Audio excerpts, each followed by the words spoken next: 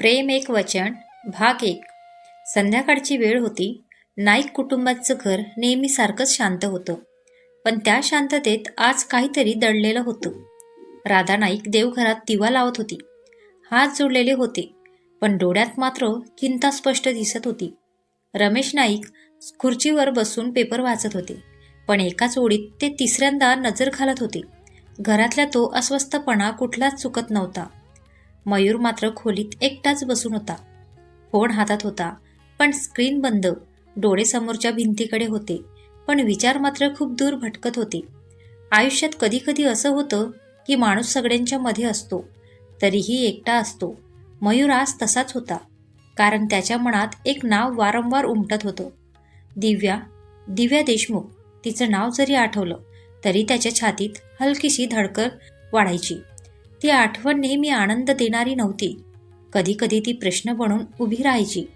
दिव्याच्या घरात मात्र आज वेगळाच गोंधळ होता. सुशीला देशमुख स्वयंपाकघरात काम करत असताना सतत दिव्याकडे बघत होती.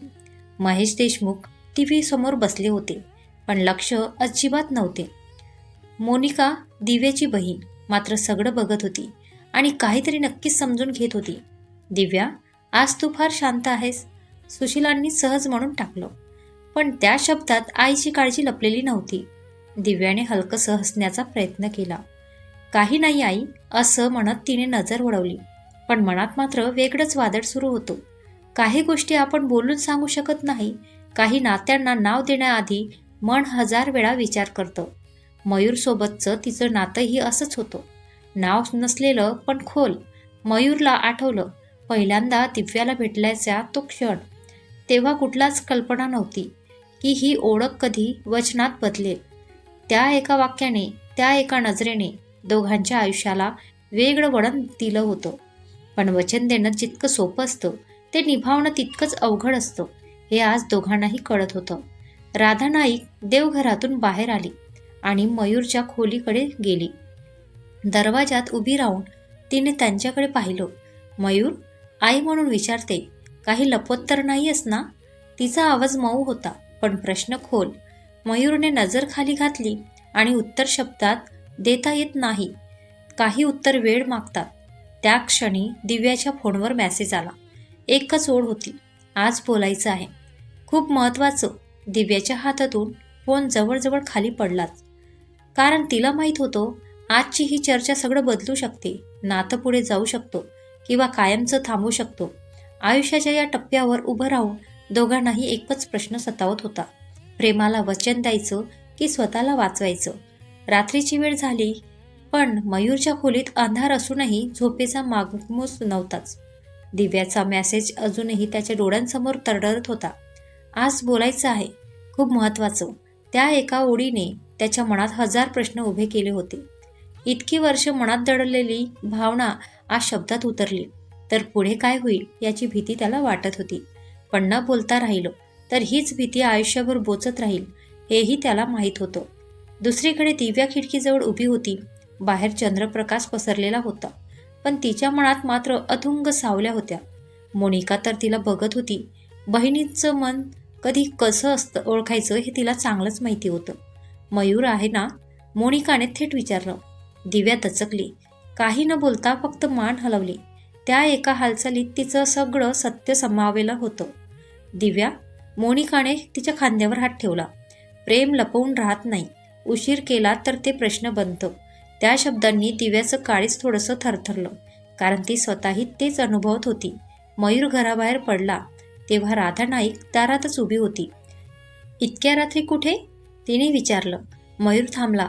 आईसमोर खोटं बोलायची हिंमत त्याच्यात नव्हतीच. आई, काही गोष्टी आहेत ज्या सांगायच्या आहेत, पण योग्य वेळ येऊ दे, असं म्हणून तो बाहेर पडला. राधा नाईक मात्र त्या जागीच थांबली. आईचं मन काहीतरी अनोळखी संकट ओळखत होतं. ते दोघे एका शांत रस्त्यावर समोरासमोर उभे राहिले. बोलायला शब्द होते, पण सुरुवात कुठून करायची हे कळत नव्हतं. शेवटी दिव्यानेच शांततेला छेद दिला. मयूर, आपण इतका वेळ गप्प राहिलोय की आता शब्दही घाबरतात. तिच्या आवाजात कंप होता. मयूरने तिच्याकडे पाहिलं. दिव्या, मी कधीही तुला वचन दिलं नाही, पण माझ्या प्रत्येक कृतीत तू होतीस. त्या वाक्याने दिव्याच्या डोळ्यात पाणी तरळलं, कारण तिला तेच हवं होतं. नाव नसलेलं पण खरं प्रेम. पण आयुष्य इतकं सोपं नसतं. कुटुंब, जबाबदाऱ्या, अपेक्षा या सगळ्यांच्या मध्ये प्रेम स्वतःची जागा शोधत असतं. दिव्याने खोल श्वास घेतला. मयूर, मला प्रेम हवंय, पण अर्धवट नाही. जर वचन द्यायचं असेल तर पूर्ण आयुष्याचं. तिचा सूर ठाम होता. मयूर गप्प झाला, कारण तो जाणून होता हे वचन दिलं तर मागे फिरण्याचा रस्ता बंद होईल. त्या क्षणी दोघांच्याही मनात एकच विचार उमटला, हे नातं थांबवायचं की आयुष्यभरासाठी स्वीकारायचं.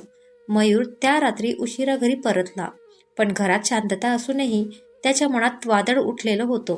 दिव्याचे शब्द त्याच्या कानात घुमत होते. अर्धवट प्रेम नकोय मला. तो पलंगावर बसला, हातात मोबाईल घेतला, पण मेसेज टाईप करूनही पाठवू शकला नाही, कारण शब्दापेक्षा निर्णय जड होते. सकाळ झाली तरी मयूरच्या डोळ्यांना झोप नव्हती. राधा नाईक स्वयंपाकघरात चहा करत असताना त्याच्याकडे वारंवार पाहत होती. आईचं मन कधी चुकत नाही. मयूर, ती हळूच म्हणाली. मनावर काहीतरी आहे ना? मयूर थोडा थांबला. आई, कधी कधी आयुष्यात अशी वेळ येते जिथे स्वतःपेक्षा दुसऱ्याचा विचार करावा लागतो. राधा नाईक हसली, पण त्या हास्यामागे अनुभव होता. तेच तर प्रेम असतं. दुसरीकडे दिव्याच्या घरी सकाळी नेहमीसारखीच गडबड होती, पण दिव्याचं लक्ष कुठेच लागत नव्हतं. सुशीला देशमुखने तिला हाक मारली. दिव्या, आज इतकी हरवलेली का दिसतेस? काही नाही आई, दिव्याने पटकन उत्तर दिलं. पण तिच्या डोळ्यांनी ती खोटं बोलते हेच ती सांगितलं. महेश देशमुख मात्र वर्तमानपत्र वाचत होता, पण त्याचं लक्ष शब्दापेक्षा मुलीच्या चेहऱ्यावर होतं. वडिलांना मुलींचं मौन जास्त भीतीदायक वाटतं. दुपारी मोनिकाने दिव्याला बाजूला घेतलं. आता निर्णय घ्यायची वेळ आलीये, ती म्हणाली. प्रेम लपवून ठेवलं तर ते कमजोर होतं. दिव्याने डोळे मिटले. मला भीती वाटते मोनिका, सगळं गमवायची. कधी कधी गमवल्याशिवाय मिळतच नाही, मोनिकाने शांतपणे उत्तर दिलं. सायंकाळी अचानक मयूर दिव्याच्या घरी आला. दार उघडताच सुशीला देशमुख समोर उभी होती. मयूर थोडा गोंधळला, पण नम्रपणे म्हणाला, काकू, दिव्याशी थोडं बोलायचं होतं. त्या एका वाक्याने घरात तणाव पसरला. दिव्या बाहेर आली. दोघांचे डोळे भेटले, पण शब्द थांबले. महेश देशमुखांनी परिस्थिती ओळखली. मयूर, आत या, ते म्हणाले. तो आत बसला, पण मनात भीती होती. आज सगळं बदलू शकत होतं. दिव्या पुढे आली. तिचा आवाज थरथरत होता, पण शब्द ठाम होते. बाबा, मला काही सांगायचं आहे. घरात शांतता पसरली. मला मयूर आवडतो, ती म्हणाली, आणि हे फक्त आकर्षक नाही, हे वचन आहे. मयूरने मान खाली घातली. सुशीला देशमुख स्तब्ध झाली. महेश देशमुख विचारात पडले, कारण हा क्षण फक्त प्रेमाचा नव्हता, तर दोन कुटुंबांच्या भवती व्हायचा होता. थोड्या वेळानंतर महेश देशमुख म्हणाले, प्रेम मोठं असतं, पण जबाबदारी त्याहून मोठी. मयूरने डोळे वर केले. काका, मी जबाबदारीपासून पळत नाही, मला फक्त एक संधी हवी आहे. दिव्याच्या डोळ्यात आशा चमकली, पण उत्तर अजून मिळालं नव्हतं. महेश देशमुखांच्या त्या एका वाक्यानंतर घरात जणू वेळ थांबली होती. दिव्याचं हृदय जोरजोरात धडधडत होतं. मयूर समोर बसलेला, पण त्याचं मन हजार प्रश्नांनी भरलेलं. सुशीला देशमुखांच्या चेहऱ्यावर आईची काळजी स्पष्ट दिसत होती, तर मोनिका शांतपणे सगळं पाहत होती. जणू येणाऱ्या वादळाची चाहूल तिला आधीच लागली होती. महेश देशमुख खुर्चीतून उठले. दिव्या, त्यांनी गंभीर आवाजात विचारलं, तुला याची पूर्ण जाणीव आहे ना, की प्रेम म्हणजे फक्त भावना नाही, ते आयुष्यभराचं ओझं असतं? दिव्याने मान हलवली. मला माहीत आहे बाबा, आणि म्हणूनच मी आज पहिल्यांदा माझ्या मनाविरुद्ध काहीही लपवत नाहीये. मयूरला तिच्या शब्दाने धीर आला. तो पुढे सरसावला. काका, मी दिव्याला सुख देईन असं वचन देत नाही, कारण सुख हमखास देता येत नाही, पण तिच्या प्रत्येक दुःखात मी सोबत असेन, हे नक्की. सुशीला देशमुखांच्या डोळ्यात पाणी आलं. आई म्हणून तिला मुलीची जिद्द दिसत होती, पण समाजाची भीतीही होती. मयूर, ती म्हणाली, तू चांगला मुलगा आहेस, पण आयुष्य फक्त चांगुलपणावर चालत नाही. त्याच क्षणी रमेश नाईकांचा फोन महेश देशमुखांना आला. महेशांनी कॉल उचलला. काही क्षण शांतता, मग त्यांनी फोन ठेवला. रमेश नाईक आणि राधा नाईक इथे येताय का? त्यांनी सांगितले. दिव्याचा श्वास अडखळला. मयूरच्या मनात मात्र एकच विचार, आता पळायचं नाही. थोड्याच वेळात दारावरची बेल वाजली. रमेश नाईक आत आले, नेहमीसारखे शांत आणि संयमी. त्यांच्या मागे राधा नाईक, ज्यांच्या डोळ्यात मुलींसाठी काळजी आणि अभिमान दोन्ही होतं. नमस्कार, रमेश नाईक म्हणाले. नमस्कार, महेश देशमुखांनी उत्तर दिलं, पण वातावरणात औपचारिकतेचा गारवा होता. राधा नाईक थेट दिव्याजवळ गेल्या. माझ्या मुलाने तुला त्रास दिला असेल तर माफ कर. त्या म्हणाल्या. दिव्या गोंधळली. नाही काकू, मयूरने कधीच. मी आई आहे. राधा नाईक हसत म्हणाल्या. मुलाच्या चुका आधीच माहीत असतात. रमेश नाईक बोलायला उभे राहिले. महेशराव, आपली मुलं मोठी झाली आहेत. त्यांचे निर्णय त्यांनाच घ्यायला द्यायला हवेत. महेश देशमुख थोडा वेळ शांत राहिले. मग म्हणाले, निर्णय घ्यायला हरकत नाही, पण परिणाम भोगण्याची तयारी हवी. त्या शब्दाने दिव्या हादरली. बाबा, मी तयार आहे, ती म्हणाली. महेश देशमुखांनी तिच्याकडे पाहिलं. त्यांना आपली लहानशी मुलगी आठवली, जिचा हात धरून त्यांनी पहिल्यांदा शाळेत सोडलं होतं. आज ती स्वतःचा हात कुणाच्या हातात घ्यायला तयार होती. ठीक आहे, ते शेवटी म्हणाले. सगळ्यांच्या नजरा त्यांच्यावर स्थिरावल्या. मी एक अट ठेवतो, त्यांनी पुढे सांगितलं. मयूरने मान हलवली. कुठलीही अट चालेल काका. हे नातं लगेच लग्नात बदलणार नाही, महेश देशमुख ठामपणे म्हणाले. एक वर्ष तुम्ही दोघं एकमेकांना समजून घ्या. जबाबदाऱ्या, संघर्ष सगळं त्यानंतरच पुढचा निर्णय. दिव्याच्या डोळ्यात आशा आणि भीती दोन्ही होत्या. मयूर मात्र निर्धाराने म्हणाला, मी तयार आहे. राधा नाईकांनी रमेश नाईकांकडे पाहिलं. त्यांनीही मान डोकावली. कधी कधी वेळच खरा परीक्षेत असतो. पण मोनिका मात्र शांत नव्हती. तिने दिव्याला बाजूला घेतलं. हे वर्ष सोपं नसेल, ती कुजबुजली. दिव्याने हलकेच हसून उत्तर दिलं, मला माहीत आहे, पण हे प्रेम आहे आणि प्रेम म्हणजेच वचन. आणि त्या क्षणी कुणालाही कल्पना नव्हती हे एक वर्ष त्यांच्या आयुष्यात किती मोठा वादळ घेऊन येणार आहे. त्या दिवशी सकाळपासूनच दिव्याचं मन अस्वस्थ होतं. अटीचा पहिला दिवस होता, पण त्या अटीसोबत आलेली जबाबदारी तिला जाणवत होती. आरशात पाहताना तिने स्वतःलाच विचारलं, आपण खरंच योग्य निर्णय घेतला आहे का? मनात प्रश्न होते, पण उत्तर शोधायला वेळ नव्हता. मयूर नाईक ऑफिससाठी निघाला तेव्हा राधा नाईकांनी त्याला हाक मारली. आज दिव्याला भेटणार आहेस ना? हो आई, मयूर म्हणाला. तिच्याशी सगळं नीट बोलायचं आहे. बोल, पण लक्षात ठेव, राधा म्हणाल्या. प्रेमात शब्दापेक्षा कृती महत्त्वाची असते. दुसरीकडे दिव्या कॉलेजमध्ये होती. लेक्चर चालू होतं, पण तिचं लक्ष मोबाईलवर होतं. मयूरचा मेसेज येईल याची वाट पाहत होती. तेवढ्यात मोनिकाचा फोन आला. दिव्या, आज संध्याकाळी आपण बाहेर जाऊया, मोनिका उत्साहात म्हणाली. आज नाही, दिव्या हळूच म्हणाली. मयूरला भेटायचं आहे. मोनिकाने थोडा वेळ शांत राहून उत्तर दिलं. ठीक आहे, पण एक गोष्ट सांगते, आज मयूरला मी एका मुलीसोबत पाहिलं. दिव्याचं हृदय क्षणभर थांबलं. काय? हो, मोनिका पुढे म्हणाली. खूप जवळ उभे होते दोघं. फोन ठेवताच दिव्याच्या डोळ्यांसमोर अंधार दाटला. अटीचा पहिलाच दिवस आणि हे? तिने स्वतःला समजवण्याचा प्रयत्न केला, पण मन ऐकत नव्हतं. संध्याकाळी मयूर वेळेवर आला. चेहऱ्यावर हसू होतं, पण दिव्याच्या नजरेत ते दिसलंच नाही. दिव्या, काय झालं? त्याने विचारलं. काही नाही, ती थंडपणे म्हणाली. मयूर गोंधळला. असं अचानक काय? आज तू कुणाला भेटलास? दिव्याने थेट विचारलं. ऑफिसमध्ये एका क्लायंटला, मयूर सहजपणे म्हणाला. दिव्याच्या डोळ्यात पाणी तरळलं. मग कॉलेजजवळ ती मुलगी कोण होती? मयूर दचकलाच. कोणती मुलगी? खोटं बोलू नकोस मयूर, दिव्या रागाने म्हणाली. मी सगळं ऐकलं आहे. मयूरला काहीच समजत नव्हतं. दिव्या, तू चुकीचा अर्थ काढतीयस. ती माझी चुलत बहीण आहे. पण त्या क्षणी दिव्याचं मन ऐकायला तयार नव्हतं. पहिल्याच दिवशी विश्वास तुटतोय मयूर.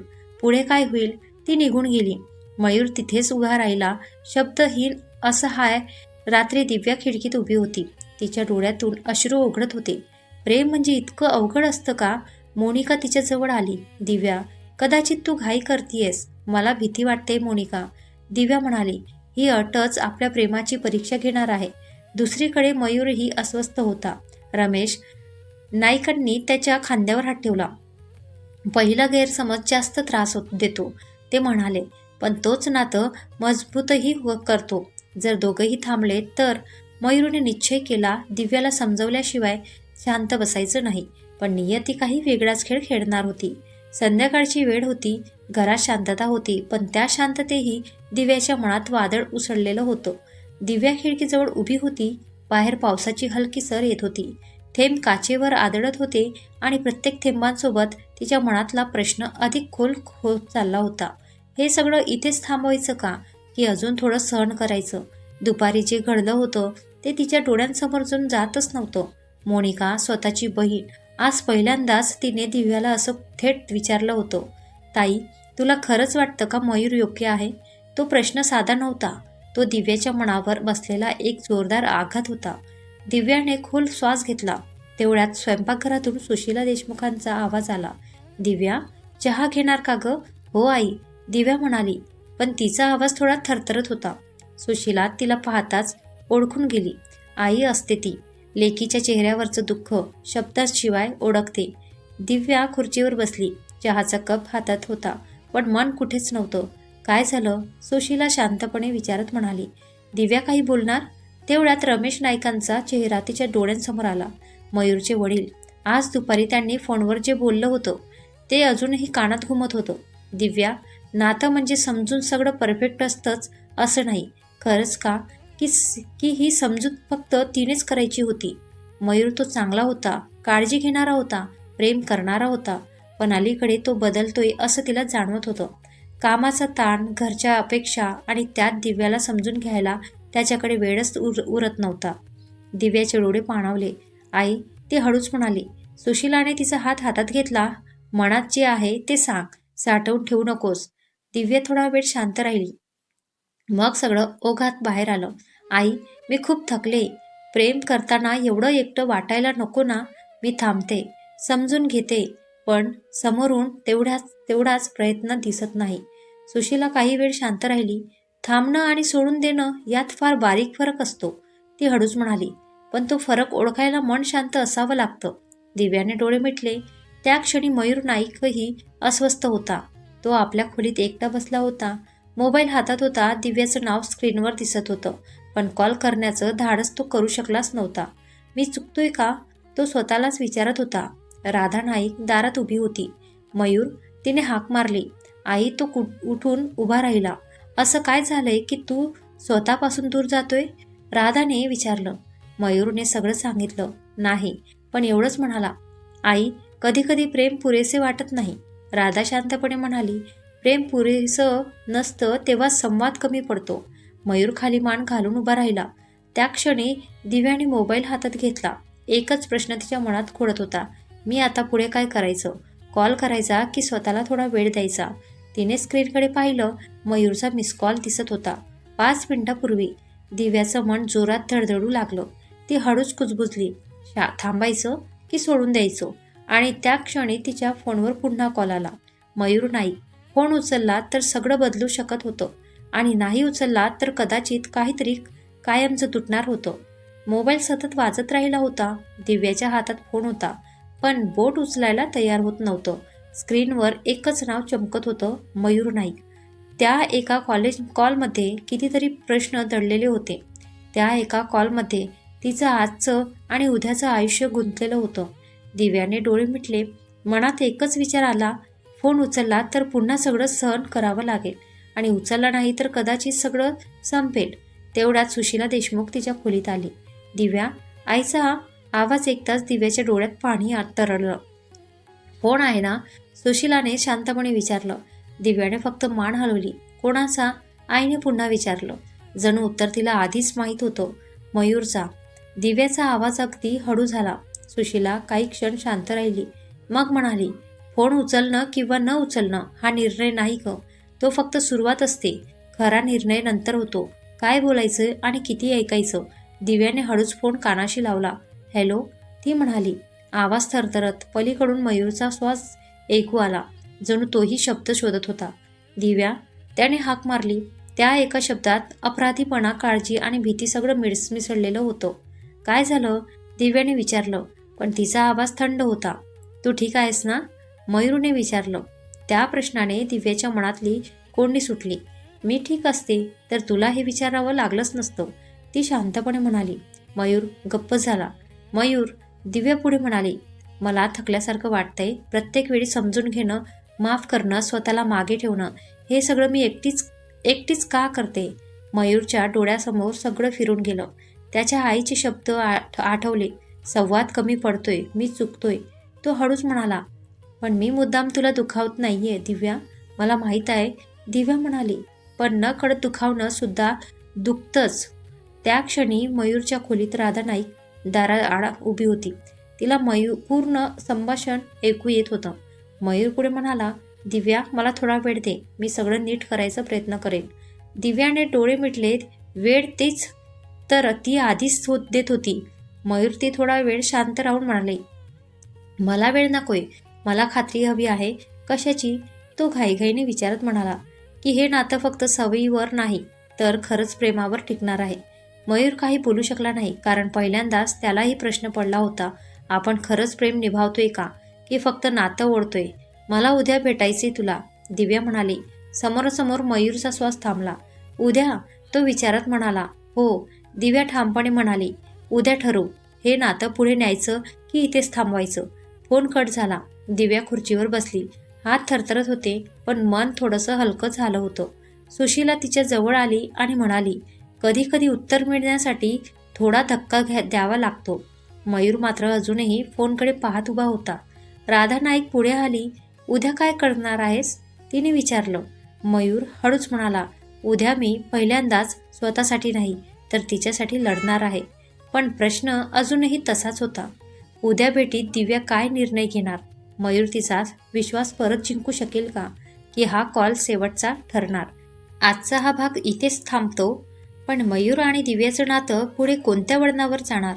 प्रेम जिंकेल की परिस्थिती पुन्हा परीक्षा घेईल? हे जाणून घ्यायचं असेल तर पुढचा भाग नक्की ऐका. ही नवीन स्टोरी तुम्हाला कशी वाटते ते कमेंटमध्ये नक्की सांगा. व्हिडिओ आवडला असेल तर लाईक करा आणि अशाच सलग भावनिक आणि हृदयाला भिडणाऱ्या कथांसाठी आपल्या ह्या चॅनलला सबस्क्राईब करायला विसरू नका.